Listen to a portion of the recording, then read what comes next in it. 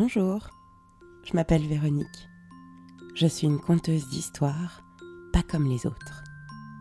Des histoires magiques. Je ne sais pas si tu connais déjà les aventures de Harris, le renard, mais tu peux retrouver ses précédents voyages sur ma chaîne YouTube. Demande à un adulte, il t'aidera. Tu pourras ainsi découvrir son histoire, ainsi que celle des nombreux personnages qu'il a rencontrés, plus enchanteurs, extraordinaires et inspirants les uns que les autres. Aujourd'hui, j'aimerais te raconter l'une des histoires les plus extraordinaires qu'il ait eu l'occasion de vivre. Car vois-tu, il a pu se rendre au pôle Nord, au pays du Père Noël. C'est là qu'il a rencontré René, le petit renne.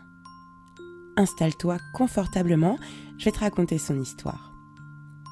Mais avant de commencer, peut-être pourrions-nous activer le pouvoir magique caché à l'intérieur des mots que tu vas pouvoir écouter.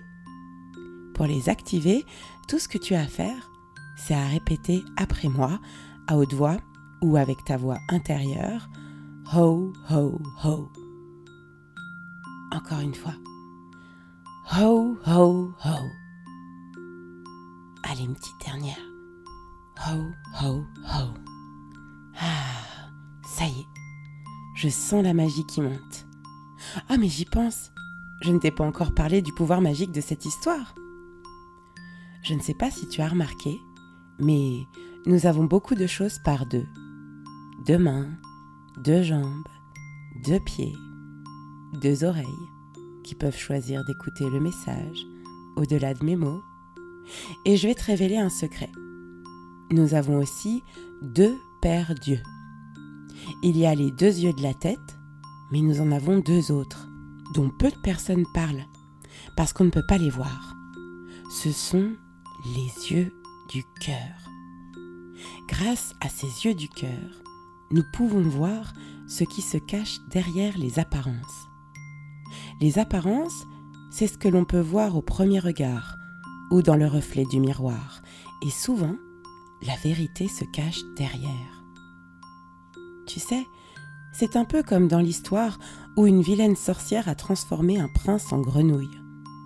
Il doit rencontrer une princesse qui tombe amoureuse de lui, mais pour cela, elle doit voir au-delà de son petit corps tout vert pour découvrir qu'il est bien plus qu'une simple grenouille.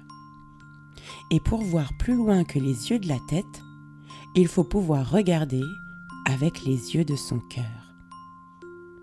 Ce qui peut aider, c'est de fermer les yeux de la tête. Car souvent, quand on les ferme, on voit mieux ce qu'il y a à l'intérieur. Ça y est, moi j'ai les yeux fermés. Et toi? Est-ce que tu entends les boum-boum de ton cœur?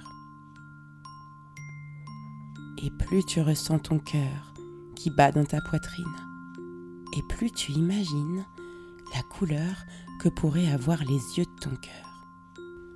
Est-ce qu'ils sont violets, bleu turquoise, marron doré, noir comme l'ébène, vert dragon? Et plus tu visualises la couleur que pourraient avoir tes yeux, et plus tu pourrais voir les trésors de la vie. Oui, parce que la vie est une petite coquine qui cache les choses les plus précieuses derrière des costumes inhabituels. Et justement, ça me fait penser à l'histoire de René, le bébé renne. Il était né au début de l'hiver. Et quelques mois après sa naissance, il avait eu une chose que personne n'avait jamais eue dans sa famille. Il avait eu un atchou, un atchou. Oh, il avait eu un rhume. On n'avait jamais vu ça dans la famille. Eux qui étaient les assistants du Père Noël de génération en génération au pays du Grand Nord avaient une résistance aux basses températures hors normes. Malgré tout, il s'avéra que le petit dernier était très frileux, n'en déplaise aux anciens. Il supportait mal le froid et le vent glacial, et il préférait les couettes moelleuses et les chocolats chauds. C'est vrai que René était un peu plus petit que ses frères, au même âge. Il avait aussi une petite tache un peu plus claire sur le haut de la tête. Sa maman le gardait au chaud à la maison, et il dessinait pendant de longues heures en rêvant. Son papa était souvent en repérage pour la livraison des cadeaux ces derniers temps. Et elle restait près du feu, à tricoter des pulls de Noël pour tous les lutins. Parfois, il regardait par la fenêtre ses frères jouer dans la neige, devant la maison, avec leurs copains. Je crois que c'est à un de ces moments-là qu'il a entendu un des copains ours polaires de son plus grand frère se moquer et demander s'il était sûr que René n'avait pas été adopté, parce qu'il n'avait jamais vu un si minuscule renne. D'un seul coup, René était descendu du rebord de la fenêtre. Il avait de la peine, et ses yeux étaient tout mouillés. Il aurait eu envie de lui jeter une boule de neige en plein visage à cet ours. Ça arrive souvent quand on est en colère. On a envie de jeter sa colère sur l'autre. Il se disait que ce n'était pas juste d'être différent et qu'on l'attaque ainsi. Les jours suivants, alors que son rhume était guéri depuis très longtemps et qu'il allait bien, René n'allait pas jouer avec ses frères. Il restait dans son coin. Depuis qu'il avait entendu cet ours polaire parler de lui sans que personne ne le défende, il se sentait mal. Un peu comme s'il était un étranger dans sa propre famille. Il restait avec sa maman, qui tricotait tous les jours.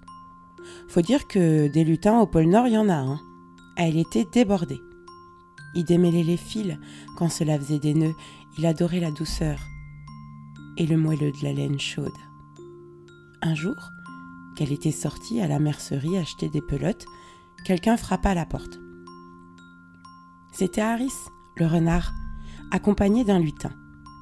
Il était arrivé plusieurs semaines plus tôt pour aider aux préparatifs de Noël à l'atelier de création de jouets. L'un de ses amis lutins avait accidentellement déchiré son pull. Il l'avait accompagné en vitesse pour le faire raccommoder en urgence, car il connaissait bien la maman de René. Et René fut bien embêté de lui expliquer que sa maman était absente. Harris demanda au petit pourquoi il restait seul à la maison. Et René fut contraint à grand regret d'expliquer qu'il détestait le froid. Il dit même « Je sais ce que vous allez dire, je ne suis pas un vrai renne comme mes frères qui galopent avec papa dans la neige sans grelotter. » Et comme le petit lutin qui accompagnait Harris avait les yeux du cœur mieux ouverts que les yeux de la tête, il fut touché de l'intérieur par la tristesse du petit renne. Il vit aussi une autre chose, très lumineuse et mystérieuse, que René n'avait pas encore découvert. Je crois que ça s'appelle un talent. Pour changer de sujet, il demanda alors à René s'il voulait bien, en attendant sa maman, regarder s'il pouvait arranger le pull. Et tu sais quoi ? René fut touché de voir que le lutin lui faisait confiance. Il eut envie d'essayer quelque chose. Et soudain, il eut une idée. Je crois qu'elle venait de l'étincelle de lumière dans son cœur. Comme il ne savait pas encore tricoter, il cousit rapidement les fils pour éviter que le pull ne se détricote davantage. Et pour cacher le trou, il fit un mini Père Noël et un sapin en feutrine qu'il cousit par-dessus comme un empiècement. Waouh! C'était trop beau! Le pull rouge en laine avec des flocons de neige que sa maman avait tricoté et qu'il avait personnalisé et customisé avec un sapin et un Père Noël en feutrine. Le lutin était tellement heureux qu'il en eut les larmes aux yeux. Il lui dit alors « Tu sais, quand je t'ai vu, j'ai su que tu étais différent. La différence est une chance. elle nous permet d'exprimer des nouveaux talents, de s'offrir une autre vision du monde. Si tu n'étais pas frileux, tu ne serais peut-être pas resté autant de temps à observer les couleurs, les tissus, à dessiner des modèles. Et tu aurais eu besoin de beaucoup plus de temps pour découvrir que tu es un créateur. Je crois que c'est à ce moment-là que les yeux du cœur de René le petit renne se sont totalement ouverts.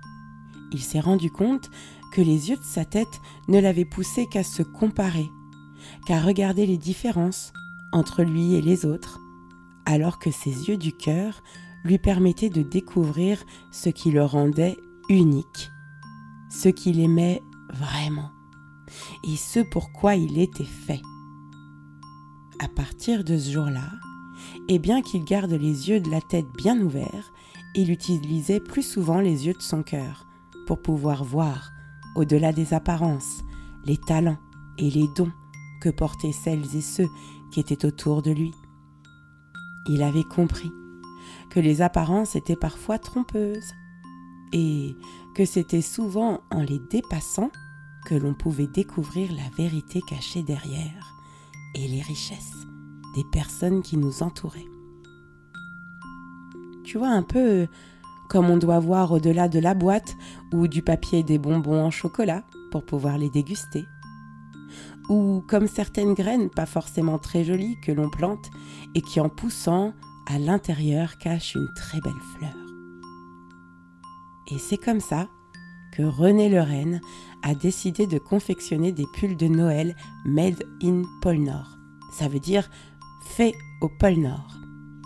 Il a ouvert sa propre boutique et ses frères livraient les pulls qu'il créait à la vitesse du vent.